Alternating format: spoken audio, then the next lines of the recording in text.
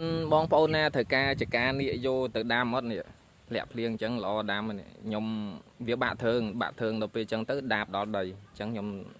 thời ca cắt với cháu này bữa sân chỉ miền nè đam ấy rồi ai mà vô bán hay bữa sân chỉ nơi ngay ấy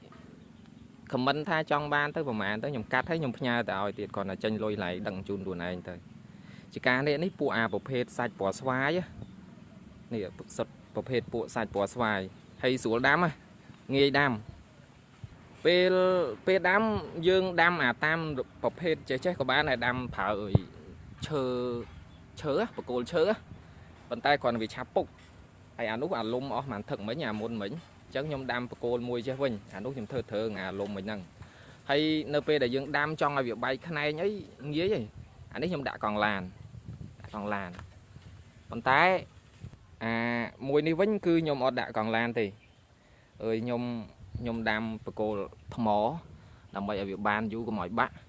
ហើយអាកន្លែងនេះយើងខ្លាចថាដាំទៅវាធ្លាក់ដាំវាអីអត់អីទេមានន័យថាបើសិនជាវា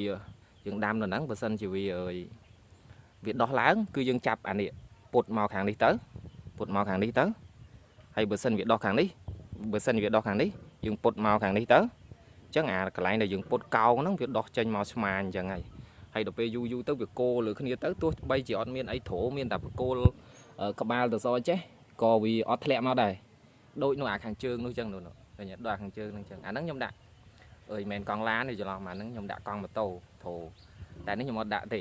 ហើយអត់ដាក់ចឹងក៏វាអត់ធ្លាក់ដែរយើងបត់ទៅបត់មកឆាប់បែកខ្នែងហើយបើសិនជាអត់បត់ទុកឲ្យវាឡើងនោះដល់អាដើមនោះចឹងដើមក្រៀកនោះចឹងឡើងដល់ណាដល់ណីនេះតែអត់បែកខ្នែងទេហើយផ្លែក៏សូវផ្លែដែរ